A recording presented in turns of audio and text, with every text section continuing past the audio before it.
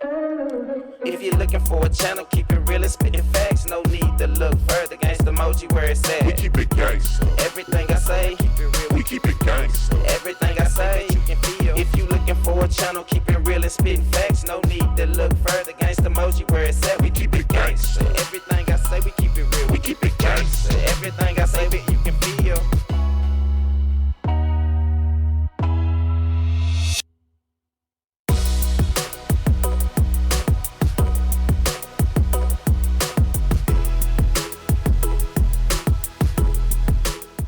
Welcome back, Hunty. It is your girl, Miss Lita, and I am back with another video. Now, I'm not gonna lie to y'all. This video has been extremely difficult for me to do, but I'm going to get through it. First, I'm going to show you guys some clips in regards to this article, and then I am going to go over, basically give you a recap of what has transpired, and I'm going to provide you with some questions. You know, it wouldn't be a Miss Lita video if she didn't give her questions. So don't worry, my questions will be at the end. So stay tuned. Let's get into this video, honey. Good evening. Thanks for joining us. I'm Jessica Moore. 11 of the 13 victims in the Buffalo shooting were black. And tonight, all of the 10 people killed in what officials are calling a racist massacre have been identified. We want to honor them now. Their names are Roberta Drury, Margus Morrison, Andre McNeil, Aaron Salter, Geraldine Talley, Celestine Chaney, Hayward Patterson, Katherine Massey, Pearl Young, and Ruth Whitfield. President Biden is now planning to visit Buffalo on Tuesday. He's urging unity in response to the racist attack. And we're also learning new information about a previous incident involving the suspect. A law enforcement official tells us he threatened to carry out a shooting at his high school about a year ago. And officials say the suspect researched the local demographics and arrived in the area a day in advance to conduct reconnaissance so he could kill as many black people as possible. CBS 2's Kevin Rincon begins our team coverage tonight. He is in Buffalo at the scene with the very latest. Kevin? And Jessica, there is a chill in the air tonight, and it has not kept away many of the folks that have come out to lay some flowers and light some candles to try and pay respect to the 10 lives lost here behind me at the supermarket yesterday. Law enforcement, they have been out here standing guard of what is an active crime scene. FBI agents have been here as well, combing through to make sure they have enough evidence needed in this case to get a prosecution, a successful prosecution of this 18-year-old suspect. The names of the victims are now etched in chalk along the street next to Tops. Family, friends, strangers, they've been out here trying to make sense of the senseless. My brother came to celebrate his son's birthday. He came here to buy him a cake. And now I have no brother. He's got no father. Is that fair? So the feelings, I don't know what they are. Dion Elliott was 2 hours away from here when he got the call and hoped cops were somehow wrong. My brother wasn't perfect. He wasn't great, but he changed his life. He wasn't, but he was a good man. He was a good father. To him, he was not a bad guy. And he was all I had left. The pain of loss is being felt by many. 86-year-old Ruth Whitfield, the mother of Buffalo's retired fire commissioner Garnell Whitfield, was among those killed. He was here as part of the response. That's how he found out. Bridges, a worker at Tops, he says he's lucky to have made it out alive. I was in aisle 14 putting up tags for our next week's sale. And that's when I heard the shots being fired inside the store. I grabbed my produce manager, my night ops manager, and like 4 or 5 customers and told them to get in the conference room, and I barricaded the door. FBI agents are now working the scene as the Bureau investigates this as a hate crime. 18-year-old Peyton Gendron, he remains behind bars on suicide watch. He's facing first-degree murder charges and has pled not guilty. The evidence that we have uncovered so far makes no mistake that this is an absolute racist hate crime. It will be prosecuted as a hate crime. This is someone who has hate in their heart, soul, and mind, and there is no mistake that that's the direction that this is going in. The mayor says the suspect's intentions, they were clear. Someone drove from hundreds of miles away someone not from this community, that did not know this community, that came here to take as many black lives as possible. And Jessica, right now, that suspect being held behind bars, he will be facing a judge again on Thursday. And we are told by police that so far in this investigation, they believe he acted alone. Live in Buffalo, Kevin Rincon, CBS 2 News. Excellent reporting, Kevin. Thank you so much. All right, y'all. So you just heard what was reported on the news.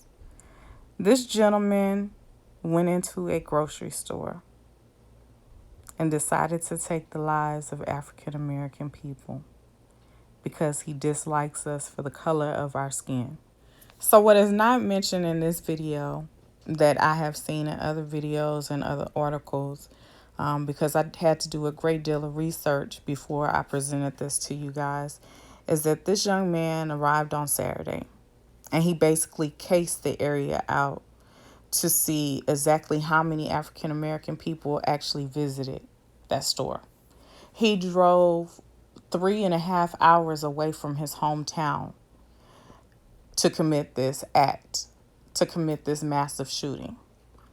Now, he had been under the radar of people because of his prior statement in regards to wanting to kill people at his high school. Now, they said that that was not racially motivated. However, he made the statement that he wanted to commit a shooting inside the school, and he was then put into a mental institution for a psych evaluation where he stayed for 1.5 days. And they said that ever since then, he has actually been under their radar in regards to his actions. Now, this young man wrote a 180-page, I guess you can call it a report in regards to what all he wanted to do.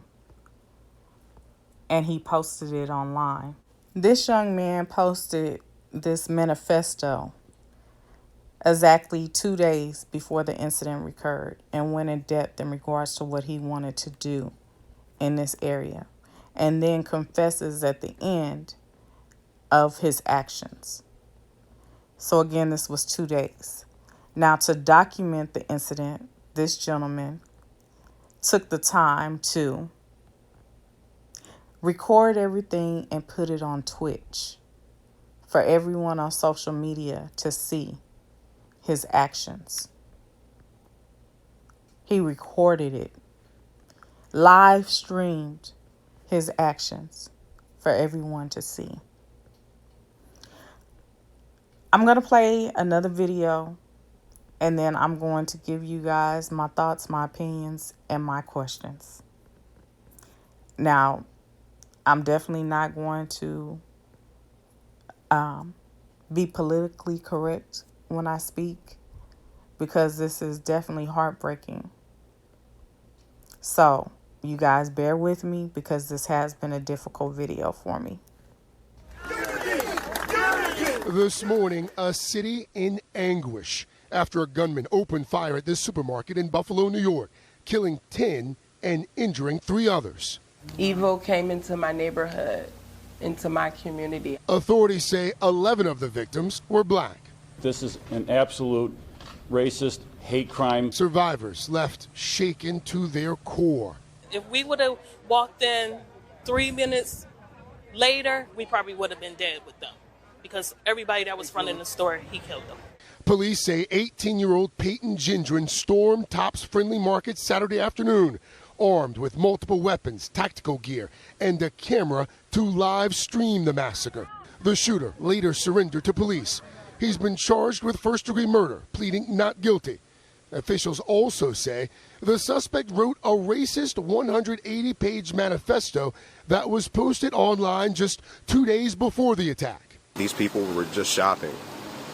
They went to go get food to feed their families. So here is a picture of all the people who lost their lives together. May they rest in peace, and may they rest in God's arms. I'm going to give you a quick breakdown of everyone who you see on the screen and the reason why they were actually there in tops that day.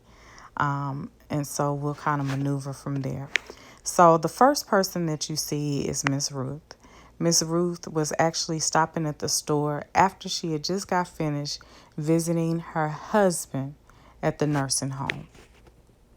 Miss Pearlie Young ran a food pantry for 25 years and simply just stopped in to get a few items. And this is what transpired. Miss Katherine, known as Kat Massey, was a well-known civil rights activist within the community. Everyone has said that they lost a true voice this day. Mr. Patterson, here seen with his wife, has simply told his son before he left to go to the store that he would be back to take him to get his Saturday haircut, something that they always did every Saturday. And unfortunately, he didn't make it back. Mr. Hayward was a driver for the jitney bus and was simply helping someone with their groceries when his wife was taken away. Miss Celestine Chaney has simply stopped at the store to purchase some shrimp and some strawberry shortcake, something that she wanted to eat. She was a devoted grandmother and did not make it out of the store that day. Miss Geraldine Talley was in the store with her fiance. They both were on the same aisle, and she remembered that they had forgot something. She went to go get the item and had left her fiance and never was able to return. Mr. Aaron Salter was a police officer for New York. He had worked for over 30 years. He was a lieutenant. He had just retired 4 years prior and was a security guard at this grocery store. He actually had got off several rounds, but unfortunately lost his life in the process. Mr. Andre McNeil was simply in the store to purchase his 3-year-old son a birthday cake. Unfortunately, he'll never get to see his father again. Mr. Morrison, a father of 3, simply stopped in to get some groceries that day and never made it out. Miss Roberta simply went in to purchase some items for her brother who was sick at home with leukemia, something that she did quite frequently to help, and unfortunately never made it out that day. These 3 names are people who were actually injured during the time of the shooting. 2 of them have been released and 1 is still in the hospital. All right, guys, so now that you get the gist of the story and you've seen what happened, I'm going to give you my commentary and I'm going to ask some questions. My first question is, are the parents racist? Where did this behavior come from? The only thing that the parents said in a statement was that they were distraught and devastated. So, where did this behavior come from? That is my first question. Was it something that was taught to him to hate African Americans, or was this something that he picked up on his own? Now, my next question is, given that Peyton had already wanted to commit a shooting and had undergone a psych evaluation, why wasn't the parents, in addition to the police, watching this young man's actions even more carefully? Why weren't they watching his actions? If he was already under the FBI radar, why wasn't he being followed? Why wasn't his every move being calculated? Why? That could have possibly stopped this from happening had they have been watching and monitoring his actions like they said that they were doing. Maybe somebody needs to be sued in that regards because somebody wasn't doing their job. If you say you're monitoring someone's actions because they had already threatened to commit a shooting inside of a school a year earlier, why didn't you follow through with watching this gentleman's actions? Why wasn't the parents monitoring his actions? That I don't get. I don't understand. I don't grasp. But now you're devastated and you're distraught. I don't get that. I tell you, when I was growing up as a child, if my mom thought that we had a letter or something that we weren't supposed to, she would go through the whole room.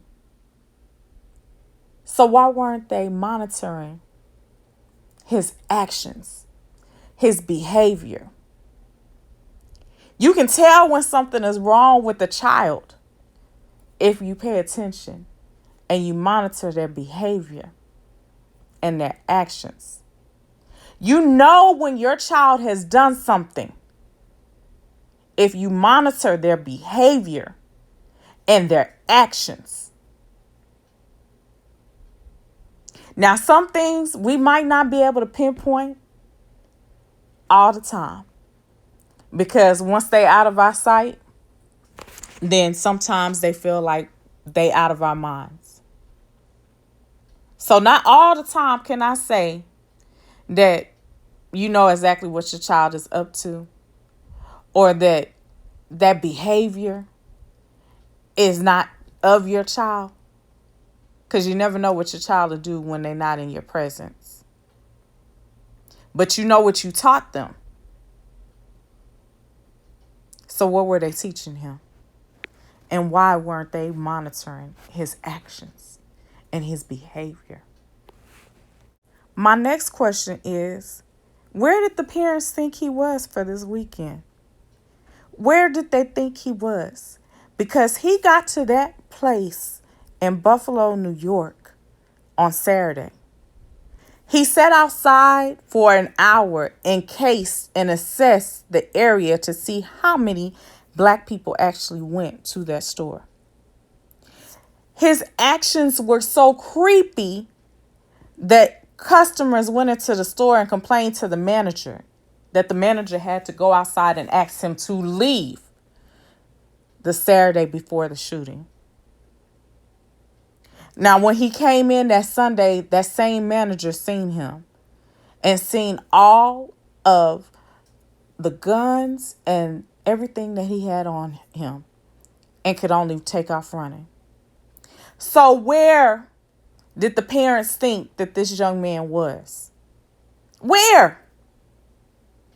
You don't have any idea of where your child is at? You don't keep track of your child because now they're 18? They still in your home? I'm going to know where my child is. That's just me. My next question is, how is it that this 18-year-old boy was able to purchase assault rifles even after giving the fact that he had threatened to commit a shooting inside of his school? Even after the fact that the feds was watching him because he had made the statement that he wanted to kill people within the school. How is it he was able to purchase AR-15s at 18 years of age legally? How? Someone who had clearly had mental issues, how was he able to make a purchase of an AR-15? Why wasn't his name flagged in the system the very moment he tried to make that purchase? Y'all said y'all was watching him and monitoring him. So if you were watching and monitoring him, the moment that he tried to purchase an AR-15, it should have flagged someone in the police department, the FBI, or somewhere else to let them know that this young man had tried to make a purchase of an AR-15. But how were you monitoring him if you didn't even know that this man had bought guns in his name at the age of 18? So my next question is, how is it that this 18-year-old knows how to maneuver an AR-15 so well?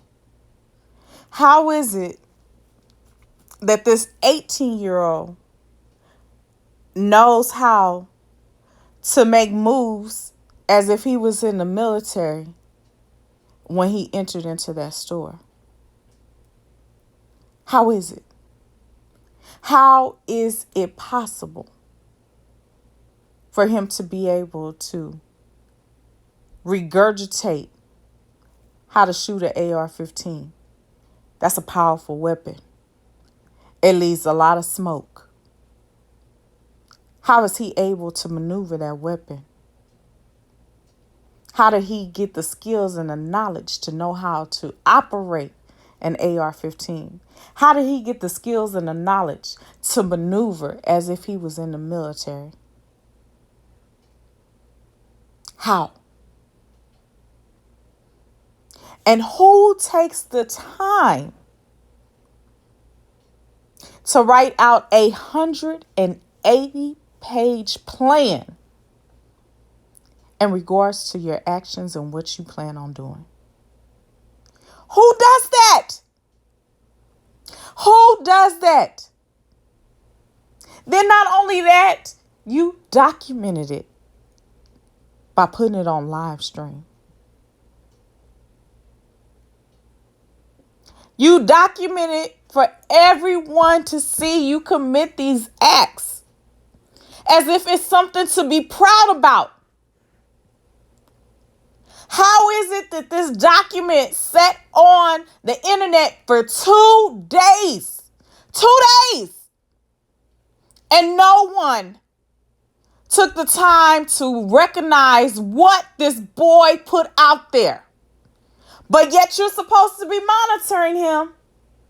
And you don't even notice that he put this 180-page document on the internet that sat for 2 days? How the hell are you monitoring him?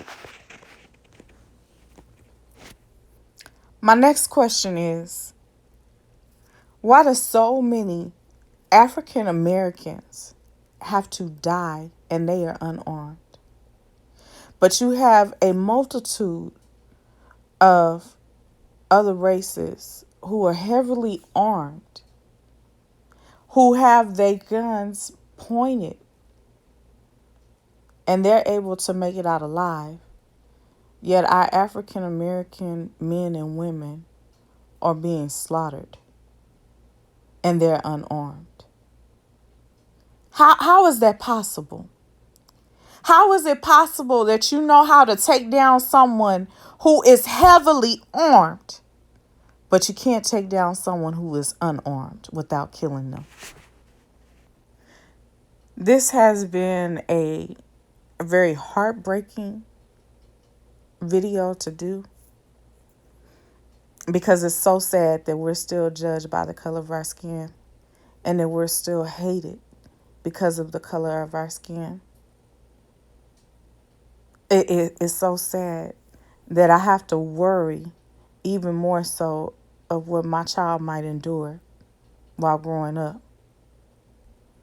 Because now it's becoming so much easier for people to be racist right up under your nose.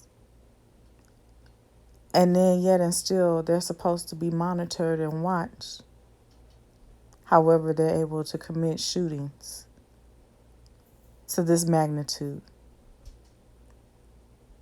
There's a problem with that. If you don't know how to pray, Lord, how I pray that you learn now. Because we're living in careless times. And we all need prayer. And we all need God. I'm your girl, Miss Lita. And I'm out this thing. Peace. Another day, another story. Keep it gangsta with Gangsta Mosey. Keep it gangsta. Another day, another story. Keep it gangsta with Gangsta Mosey.